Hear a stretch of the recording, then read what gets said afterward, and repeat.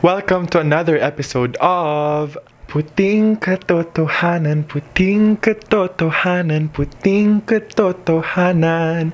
Today we're going to talk about privilege and education. How many children in the Philippines don't have access to education? According to True Volunteer Foundation, according to figures from the Department of Education and the National Statistical Coordination Board in the Philippines, 1 in 6 Filipino kids will not attend school. 1 in 6 Filipino kids will not attend school. Isa sa 6 na mga bata ay hindi makakapunta sa school. Education is not free, but education is important.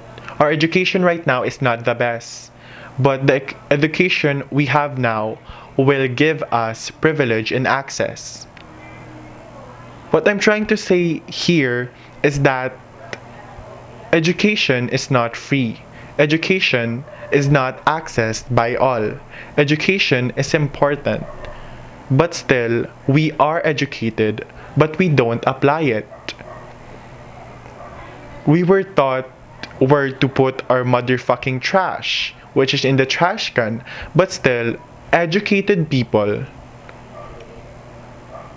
don't use the education, their privilege to education, their access to education. They don't use it.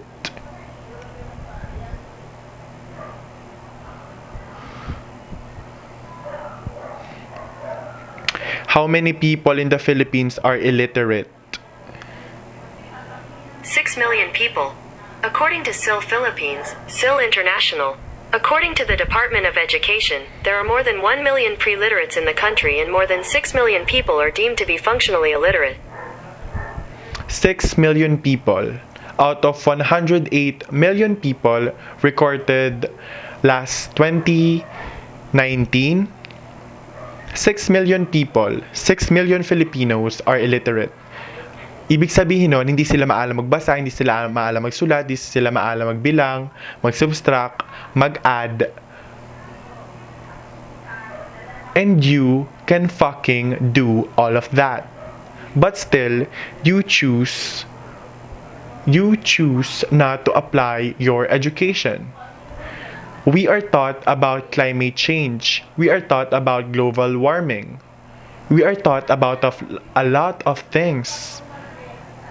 Yet 6 million people have their civil rights violated because it is our right as civilian of the Philippines, as civil people of the Philippines, to have access to education. But still, 6 million people in the Philippines don't have access to education. Why? Why? Due to the biggest problem here in the Philippines. And that is motherfucking poverty. Hindi lahat na may hirap kaya maging Pacquiao. Pacquiao had a movie years, I don't know how many years ago, but he had a movie. And that movie was about his journey from being a poor Filipino kid to being one of the most famous and the most greatest boxers here in the Philippines and internationally. Yes, he is internationally acknowledged, and yes, he came from poverty. But not all of Filipino people who live in poverty have Pacquiao's skills and determination to become someone like Manny Pacquiao.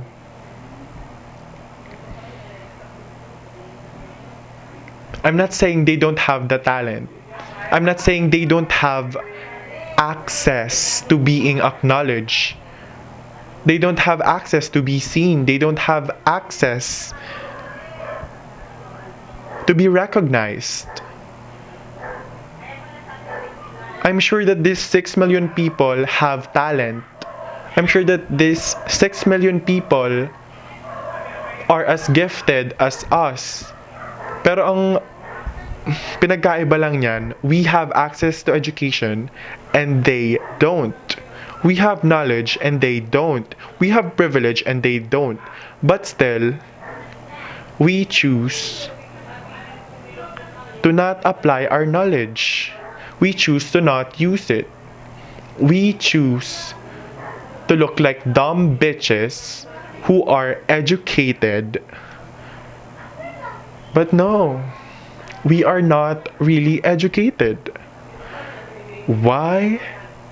Because if we are truly educated, why is Philippines poor? Why are politicians corrupt? Why is this country's economy is down?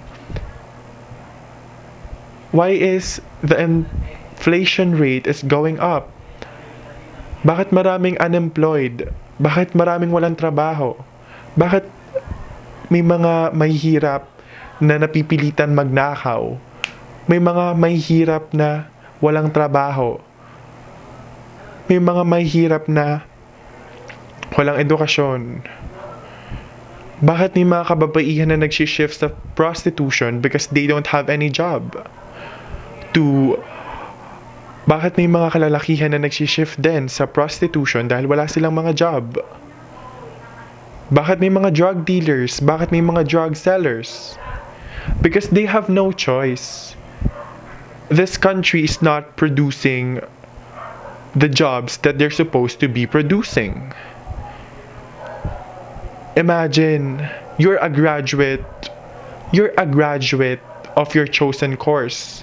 For instance, tourism. You're a graduate of tourism. You're a graduate of law. You're a graduate of medicine. But still, where are you right now? In call centers. I'm not looking down on call center agencies. I'm just looking down on the decreased supply of jobs here in our country. Napakaunti ng job opportunities na maghihilahan pa tayo pababa. We will have crab mentality. We will use it because it is instilled in our minds since we are a child. Na dapat mananalo ka, dapat ikaw makakuha ng trabaho nun. Dapat naman kasi hindi tayo nag-aaway to get a job. Dapat lahat tayo makakakuha ng trabaho. But still, the job and the access to education are limited. Only the fittest, only the privileged, and the marginalized are exempted. Hindi sila kasali because they don't have the access, the privilege, the education that we have.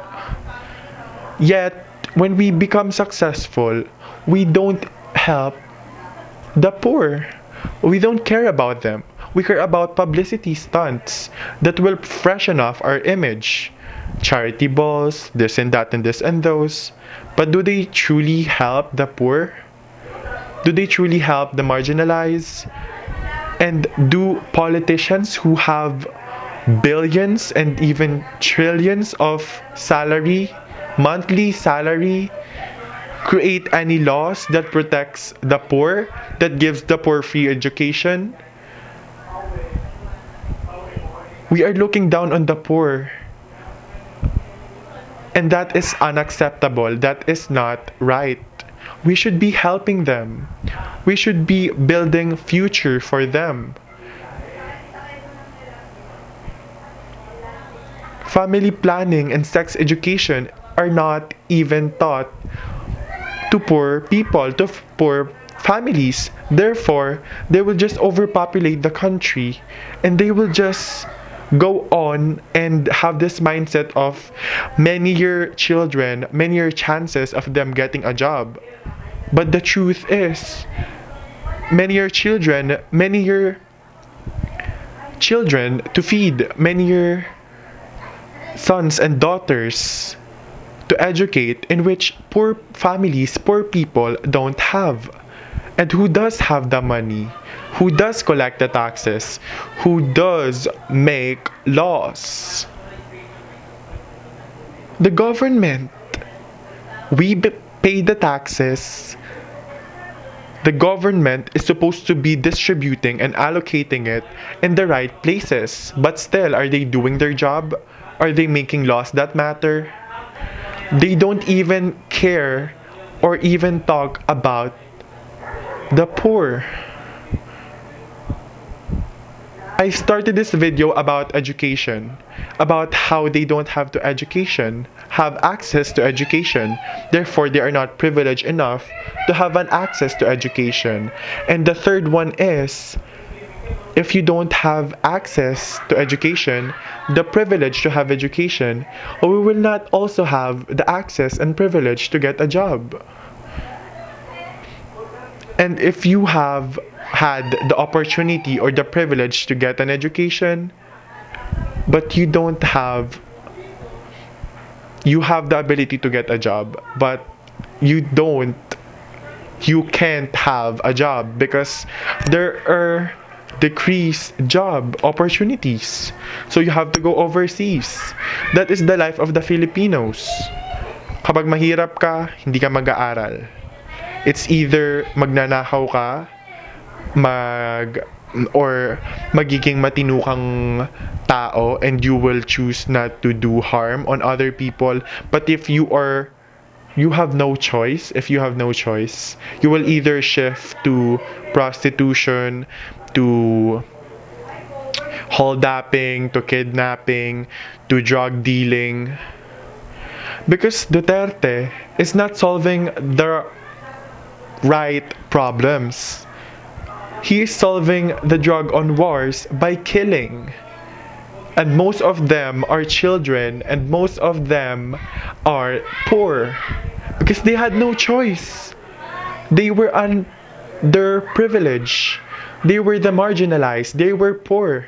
They have no education, no access to jobs. They are just doing this for their families. And that is the root of the problem. Our president itself is blind when it comes to poverty. He's fixing poverty by killing poor people that overpopulated this country. He is killing them. How? By bringing the culture of impunity to the PNP, that they will not get punished because they are mandated by the government, by the president himself, to kill drug dealers, drug sellers. So I hope that all Filipinos will one day have access to education, and that educational access will be the best education there is. Because I am educated, but I am 100% sure that there are much more better education than this. But one day I have a dream, that one day I have a hope, I have a wish that one day poor people will have access to education. And those people who are privileged in the middle class and even in the higher class don't have the time to clash to get some jobs, to get a job, because there are millions of job opportunities. I have a dream that one day we will not use crab mentality anymore. I hope one day that the social classes will be just ignored because the poor doesn't exist anymore. Why? Because they're educated. Why? Because they have jobs. Why? Because there's no crime. We will attain peace if all had access to education and there is no poverty. And if the education we're teaching the youth is we mold them to be human beings and not employees. I don't know if you're getting what I mean, but poor people deserve much more than this. We deserve more than this. The taxes we're paying, and yes, youth are contributors to taxes. If you ever go to Shopee or go to the malls, the things and the items and the products you buy are taxed by the government. Bitch. Meaning, we are taxpayers, we are contributors. And I am not satisfied by the things I'm seeing. For the taxes we're paying are just being pocketed by the government, by the senators, by the corrupt people. Okay? I wish we could all do better. That is my only wish in all my lifetime. I wish to fulfill all the things I'm saying right now. I know the journey will not be easy, but I'm claiming it right now.